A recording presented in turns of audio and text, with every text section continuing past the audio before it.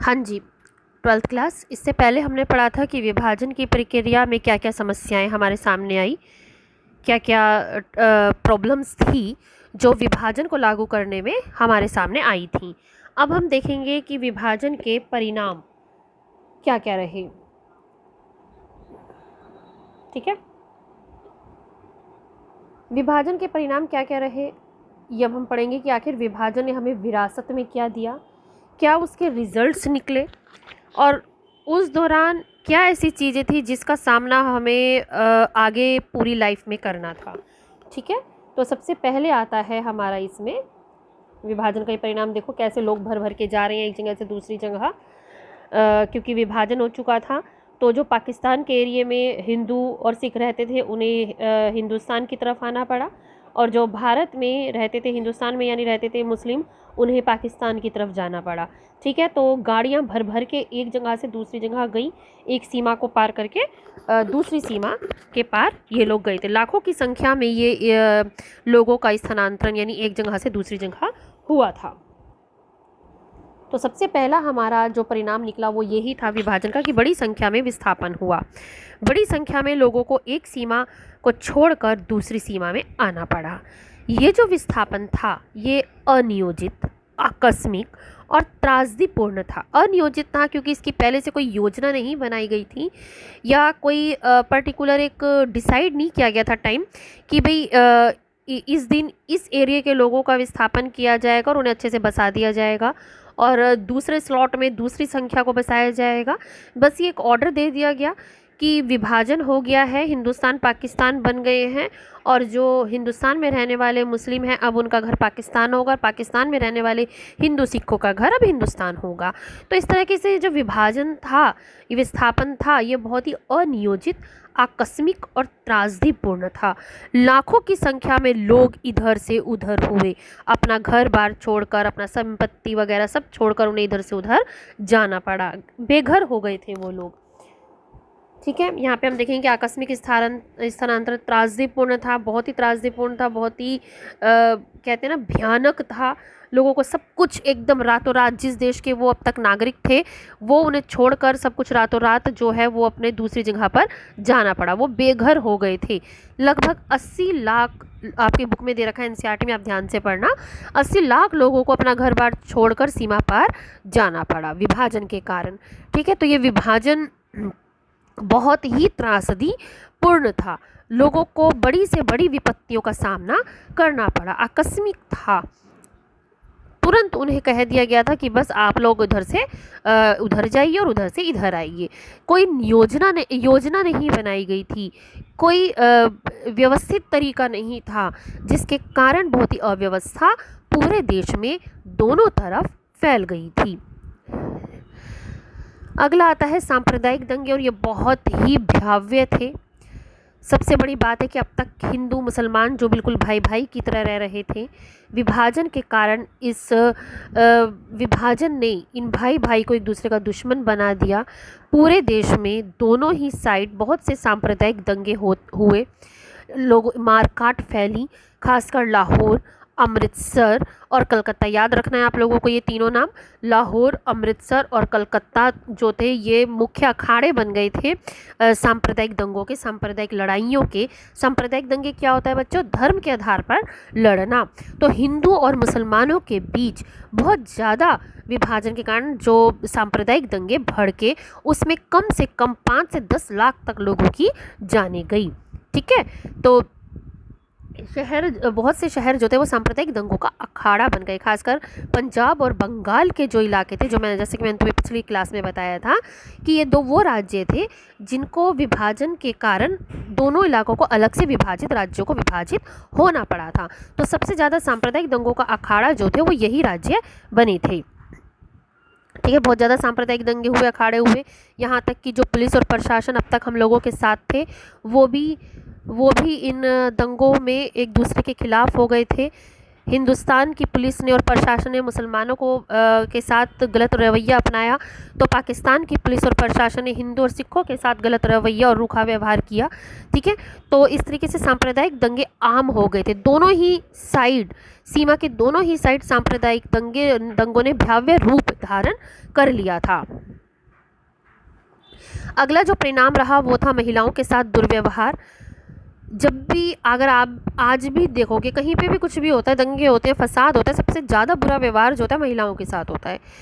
ठीक है, महिलाओं के साथ उस समय बहुत ज़्यादा दुर्व्यवहार किया गया, बहुत ज़्यादा गलत व्यवहार किया गया, उनके साथ बलात्कार किया गया, उन्हें अगवा कर लिया गया, हजारों की संख्या में महिलाओं को अगवा किया गया, उनके साथ गलत बिहेव किया गया, कहीं पर उनके साथ ज़बरदस्ती शादी कर ली गई और उनका धर्म परिवर्तन करा दिया गया। आप लोग, इसमें एक मूवी आई थी गदर मूवी आई थी, जिसमें इस चीज़ को काफ़ी अच्छे से दिखाया गया है कि एक महिला होती है और उसके साथ एक सिख जो है शादी कर लेता है।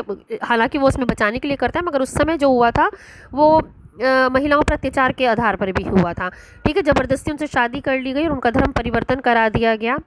या कहीं कहीं पर परिवार ने खुद अपने घर की इज्जत को बचाने के लिए अपनी लड़कियों को, बहुओं को मार दिया कि अगर ये जिंदा बचे रहे तो इनके साथ गलत व्यवहार होगा, बलात्कार होगा, या दूसरे जो लोग हैं वो उनके साथ अच्छा व्यवहार महिलाओं के साथ नहीं करेंगे। तो खुद उन्होंने अपनी महिलाओं को जान से मार दिया। ठीक है, तो महिलाओं के साथ इस समय बहुत ज़्यादा गलत व्यवहार किया गया था। ये विभाजन का बहुत बड़ा जो परिणाम था वो था, निकला था, जो महिलाओं के साथ दुर्व्यवहार था, बहुत ही भयावह था। अगली जो हमारी समस्या आती है वो शरणार्थी और पुनर्वास समस्या।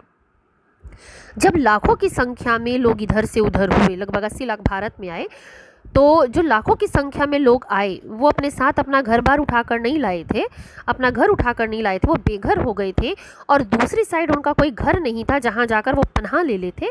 तो ऐसी स्थिति में क्या था कि वो दूसरी सीमाओं के बॉर्डर पर आकर शरणार्थी शिविर बनाए गए थे, दोनों साइड ही शरणार्थी शिविर में आकर उन्हें रहना पड़ा। और बच्चों, शरणार्थी शिविर में रहना इतना आसान नहीं होता, वहाँ अपने घर जैसा माहौल नहीं होता कि सब कुछ आसानी से मिल जाएगा। वहाँ रहने की, खाने की, पीने की बहुत बड़ी समस्या होती है, खासकर महिलाओं के साथ। वो तो खुले में ना तो रह सकती हैं, ना पी सकती हैं, ना नहा सकती हैं, है ना सो सकती हैं। तो शरणार्थी शिविरों में बहुत ज़्यादा जो थी प्रॉब्लम्स थी, ना तो प्रॉपर तरीके से वो रह पा रहे थे, ना उन्हें ढंग से खाना मिल रहा था, ना पीना मिल रहा था। इसके अलावा उनके सामने बच्चों की शिक्षा की प्रॉब्लम थी, कहाँ अपने बच्चों को पढ़ाएं, क्योंकि अभी तो वो ना इस देश के ही नागरिक हैं, ना ही दूसरे देश के नागरिक रहे। कहाँ जाकर स्थिर रूप से रहें, कहाँ शिक्षा हो बच्चों की, रोजगार कैसे करें, कैसे अपनी जीविका चलाएं, आगे खर्चा कैसे करें, ये समस्या शरणार्थियों के सामने बहुत बड़ी थी। क्योंकि शरणार्थी शिविर में ज़रूरी नहीं है कि एक दिन रह रहे हो, कल हमें कोई घर मिल जाएगा बना बनाया, नहीं। शरणार्थी ज़िंदगी कितनी लंबी बीतेगी ये उन्हें भी नहीं पता था। कई कई बार तो सालों तक लोग जो थे शरणार्थी शिविरों में रहे। ठीक है, तो उनके सामने रहने की, खाने की, पीने की, बच्चों की शिक्षा, रोजगार, अपने जीविका चलाना, भविष्य में आगे क्या होगा, ये चिंताएं घेरे हुए थी। ठीक है, तो शरणार्थियों की ज़िंदगी बहुत ही कठिन ज़िंदगी होती है, भयावह ज़िंदगी होती है। आपके सामने आपके माता पिता या उनके आपके दादा दादी हो तो उनसे पूछना कि कोई विभाजन की अगर इन्होंने कहानियाँ सुन रखी हो। नहीं तो एक फ़िल्म है गरम हवा नाम की मूवी भी है, उसमें भी पूरे विभाजन के बारे में ही दिखाया गया है। तो उसमें आप देखना कि शरणार्थियों की ज़िंदगी कितनी बुरी होती है। एक और फिल्म थी पिंजर या पिंजरा करके कोई मूवी थी, उसमें भी शरणार्थी समस्या को दिखाया गया है। ठीक है, कुछ मूवीज़ हैं जो बेसिक प्रॉब्लम्स पर बनाई गई हैं, तो जिन्हें हम देख सकते हैं। शरणार्थी समस्या को उसमें अच्छे से दिखाया गया, आप लोग देखना। तो इन शरणार्थियों की तो समस्या थी ही जो वो सहन कर रहे थे, दूसरी तरफ सरकार की ये समस्या थी कि आखिर इनका पुनर्वास कहाँ किया जाए। पुनर्वास यानी उनको बसाया जाए, उनको कहाँ ज़मीन दी जाए, कहाँ घर दिया जाए। ठीक है, तो उनके पुनर्वास की भी समस्या थी। और इस तरीके से विभाजन की बहुत बड़ा जो परिणाम था, जो विरासत हमें मिली थी, जिसे हम विरासत, अच्छी विरासत नहीं कह सकते, एक बुरी विरासत जो हमें मिली थी, वो ये क्या थी कि शरणार्थी और पुनर्वास की समस्या थी, और जिसने इस समस्या ने हमें आज तक भी घेरे हुए है।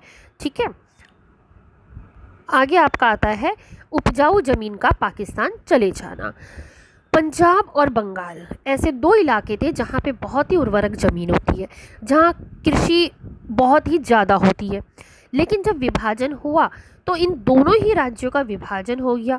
रिजल्ट क्या रहा कि हमारी जो उपजाऊ ज़मीन थी, जहाँ हम खेती बाड़ी करते थे, वो सारी ज़मीन जो थी वो पाकिस्तान चली गई, पंजाब और बंगाल की, और हमारे यहाँ रह गए केवल उद्योग धंधे। लेकिन उन उद्योग धंधों को रॉ मटेरियल कहाँ से मिलेगा? वो ज़मीन तो पाकिस्तान चली गई। तो अब हमारे सामने यही समस्या पैदा हो गई, नवनिर्मित भारत के सामने विकास की समस्या, जो कि हम पहले की क्लासेस में पढ़ चुके हैं। राष्ट्र निर्माण की चुनौतियाँ वाले चैप्टर में हमने पढ़ा था कि हमारे सामने विकास की समस्या थी। कृषि योग्य ज़मीन तो पाकिस्तान चली गई थी, उद्योग धंधे रह गए, लेकिन उद्योग धंधों को रॉ मटेरियल कहाँ से मिलेगा? ठीक है, ये एक बहुत बड़ी समस्या थी। कैसे विकास होगा? तो इसने भी हमें जो एक विरासत में दी विभाजन ने, वो क्या था कि हमारी उपजाऊ ज़मीन चली गई और अब हमें नए सिरे से सब कुछ शुरू करना पड़ेगा, करना था। अगला आपका आता है अल्पसंख्यकों की समस्या। इसके बारे में हम पहले भी पढ़ चुके हैं कि हिंदुस्तान में रहने वाले मुस्लिम और पाकिस्तान में रहने वाले हिंदू सिख अचानक से अल्पसंख्यक हो गए। अचानक से ये उनके लिए जो कल तक अपना देश था वो विदेश हो गया।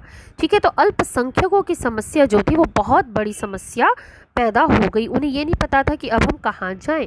उन्हें फटाफट से बस ये ऑर्डर दे दिया गया था कि निकलो यहाँ से, अब ये तुम्हारा देश नहीं है, अब तुम्हारा देश दूसरा है। और ये लोग अपना सब कुछ छोड़कर जो कुछ ला सकते थे बस वो लेकर आ गए, और इनके सामने अब ये समस्या हो गई कि दूसरे देश में, हिंदुस्तान तो हिंदुओं का देश है, पाकिस्तान मुसलमानों का देश है, तो हम कहाँ जाएं? सिखों के सामने ये था कि हमारा देश कौन सा है भाई, हम कहाँ जाएं?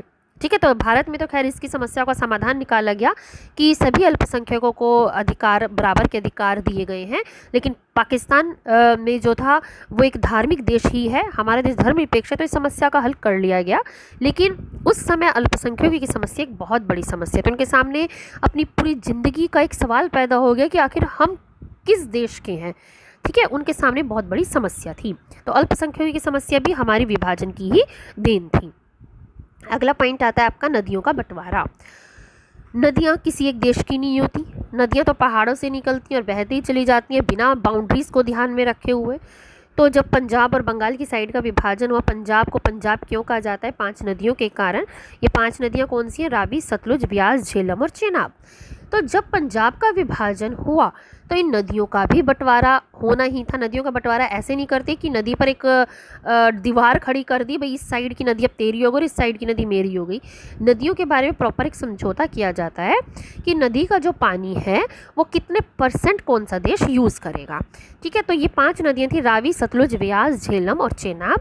इन नदियों के पानी के बंटवारे को लेकर भारत और पाकिस्तान में शुरू से ही विवाद रहे। तो 1960 में ऐसा एक विवाद सुलझाया गया, सिंधु नदी जल समझौता जिसे कहते हैं। आपको याद रखना है, ये सिंधु नदी जल समझौता 1960 में विश्व बैंक की मदद से हुआ, जिसमें ये कहा गया कि सिंधु नदी का 40% पानी भारत यूज़ करेगा और 60% पानी पाकिस्तान यूज़ करेगा, क्योंकि सिंधु नदी केवल थोड़ी सी है भारत में, बाकी ज़्यादातर पाकिस्तान की साइड है। ठीक है, तो 40% उसका भारत यूज़ करेगा और 60% पाकिस्तान उसका यूज़ करेगा। तो इस तरह नदी समझौते किए गए, लेकिन फिर भी नदियों का बंटवारा, नदियों के पानी के यूज़ को लेकर आज भी हमारे विवाद होते रहते हैं। ठीक है, तो ये था हमारा विभाजन का परिणाम क्या क्या रहे, या विभाजन ने हमें क्या चीज़ विरासत में दी। ठीक है, एक बार हम फिर से इसके पॉइंट्स देख लेते हैं। मैंने तुम्हें ये मेन हेडिंग्स बताई हैं, लेकिन ये पूरा क्वेश्चन आपका 6 नंबर का आता है, इसलिए आपको इसको डिटेल में लिखना होगा, एक्सप्लेन करना होगा। ठीक है, तो मेन क्या क्या समस्याएं थी? नदियों का बंटवारा, अल्पसंख्यकों की समस्या, उपजाऊ जमीन का पाकिस्तान चले जाना, शरणार्थी और पुनर्वास की समस्या, महिलाओं के साथ दुर्व्यवहार, सांप्रदायिक दंगे,